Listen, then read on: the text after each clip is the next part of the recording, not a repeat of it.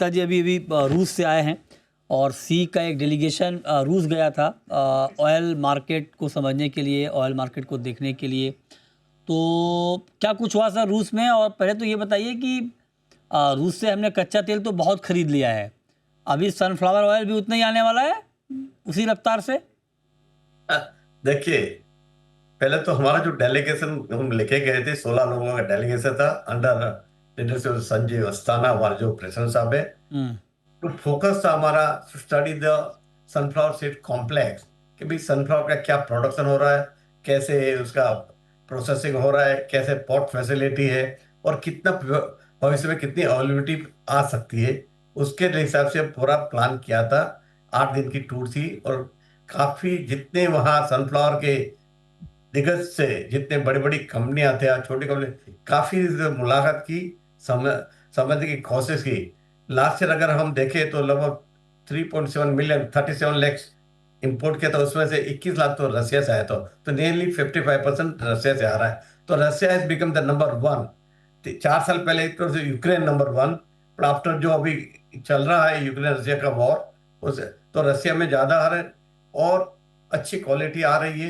Productivity भी ठीक है। ये साल भी उसका जो है लास्ट ईयर से कम से 8% प्रोडक्शन ज्यादा है। अबाउट 18 मिलियन टन का प्रोडक्शन है। और साथ में यील्ड है वही बड़े 1500 किलो के, 1300 से 1500 किलो पर हेक्टर है। मैंने आपको एक थोड़ा मैंने फोटो भी भेजा था कि जो सनफ्लावर की साइज है is like a 9 to 10 inch bigger है। तो इतना अच्छा दिख रहा है और लगता है कि भाई अपने यहाँ सनफ्लावर तो काफी आएगा ही, सनफ्लावर ऑयल रशिया से। मगर उसमें एक जरूर है, हमने उसको बताया कि अगर स्प्रेड बिटवीन सोया एंड सन ज्यादा रहेगा तो सोया ज्यादा आएगा। अगर स्प्रेड कम हो गया, आज जैसे $1200 पर सोया है और $1300 पे सनफ्लावर है, जितना स्प्रेड कम होगा इतना सनफ्लावर ऑयल ज्यादा आएगा। अगर स्प्रेड बढ़ेगा तो सोया ज्यादा आएगा। तो वो लोग भी समझ रहे हैं कि भाई, और उनके लिए भी आज थोड़ा लिमिटेशन जो है, उसके लिए मेन मार्केट है चाइना, उसका मतलब इंडिया, टर्की एंड ईरान। ये चार उसकी मेजर मार्केट सनफ्लावर ऑयल की है। उसमें इंडिया काफी, लगभग कम से कम 25 से 30% इंडिया आ रहा है टोटल प्रोडक्शन का। तो तो सर क्या डेफिनेटली माना जाए, जब आप ये कह रहे हैं कि सनफ्लावर ऑयल की फसल वहाँ अच्छी है, अच्छा प्रोडक्शन है, तो हाँ, हमें सस्ता मिलेगा सनफ्लावर तेल? सस्ता नहीं, सस्ता अगर नहीं बेचेंगे तो हम दूसरा तेल आएगा। जैसे इंडियन मार्केट में बड़ा सेंसिटिव है। हाँ। आपने देखा होगा फरवरी मार्च में सनफ्लावर चिपेस्ट हो गया था, पान से भी सस्ता था। तो अच्छा। ज्यादा सनफ्लावर ऑयल आ गया। अगर सनफ्लावर सबसे ऊपर रहेगा, $100-150 ऊपर सोयाबीन, तो सोयाबीन ज्यादा आएगा। तो ऐसा जरूरी नहीं कि हम सनफ्लावर ही ज्यादा आएगा हाँ। सस्ता, क्योंकि वर्ल्ड ओवर की डिमांड देखनी पड़ेगी। कितना चाइना ले रहा है, कितना ईरान ले रहा है, कितना टर्की ले रहा है, और डिमांड सप्लाई सिचुएशन है। और spread between the soya and sun very important, नहीं तो अच्छा, सोया ज्यादा आ सकता है। और क्या क्या देखा सर रूस में आपने? वो कुछ वो युद्ध विराम वाली कुछ बातचीत कराई आप लोगों की, नहीं कराई आप लोगों वो हमारा कोई मकसद नहीं था। ने? हाँ। वो हमारा कोई मकसद इसका नहीं कोई था। इम्पैक्ट है क्या ऑयल ऑयल की खेती पर? रसिया यूक्रेन युद्ध का ऑयल सीड की खेती पर कुछ उसमें इम्पैक्ट है? नहीं। कोई फर्क नहीं पड़।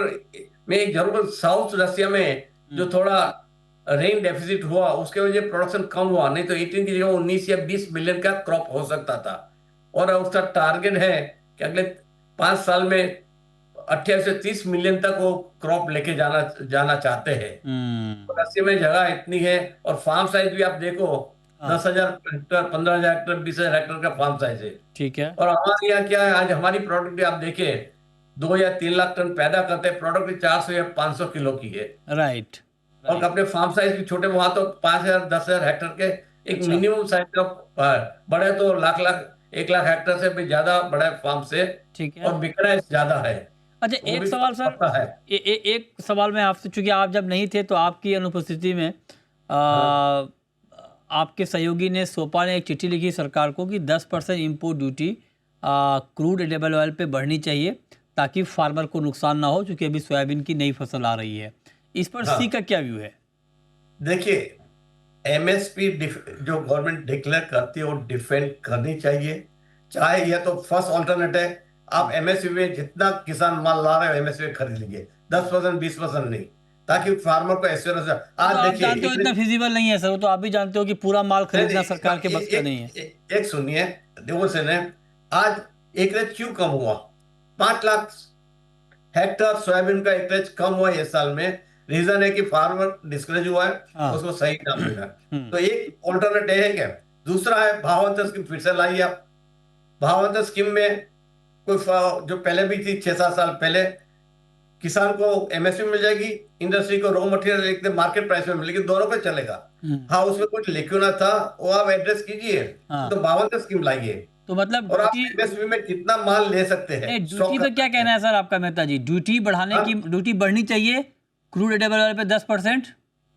देखिए, वो गवर्नमेंट अभी देखिए, अभी जब भी अक्टूबर में नया क्रॉप आएगा, तभी क्या परिस्थिति रहती है, उसके बेस पे गवर्नमेंट को डिसीजन लेना चाहिए। आज हम कोई एडवोकेट नहीं कर रहे कि ड्यूटी बढ़ा के किसान को भाव मिलेंगे। अच्छा, ड्यूटी बढ़ आप जाती अभी वहाँ मतलब वही भाव मैं बढ़ वही जाता। जानना चाह रहा था sir. At this moment we are not taken any decision अच्छा, कि भाई गवर्नमेंट को हम मतलब आपकी डिमांड नहीं है बढ़ाने की बात करें। अच्छा, आपकी ये डिमांड नहीं है कि ड्यूटी बढ़नी चाहिए, राइट सर?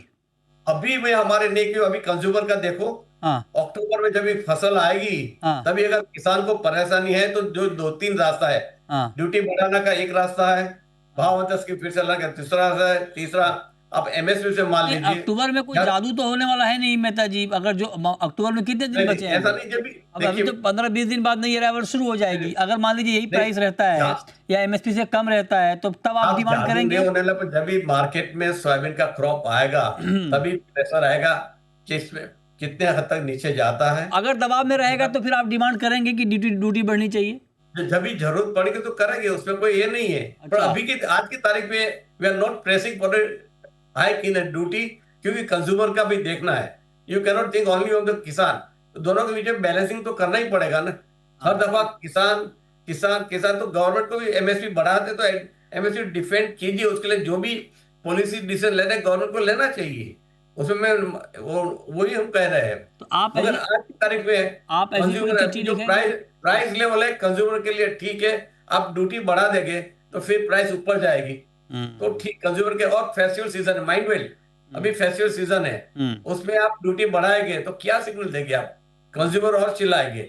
और बाकी पॉलिटिकल रीजन से भी आज कोई स्टेट में इलेक्शन भी आ रही है, तो कुल मिला के एसईए अभी स्टेट में इलेक्शन आ रही है। हाँ, ठीक बात है। तो कुल मिला के एसईए अभी पक्ष में नहीं है कि ड्यूटी बढ़े, राइट सर? आज की तारीख में नहीं है। हाँ। क्योंकि जो भाव है वो अपर लोअर, वो जो लेवल पे है कंज्यूमर के लिए ठीक है। ड्यूटी बढ़ा के कंज्यूमर को परेशान नहीं करना चाहते हम। अच्छा, आप कह रहे हैं कंज्यूमर को आप परेशान नहीं कर, किसान को परेशान करना चाहते हैं?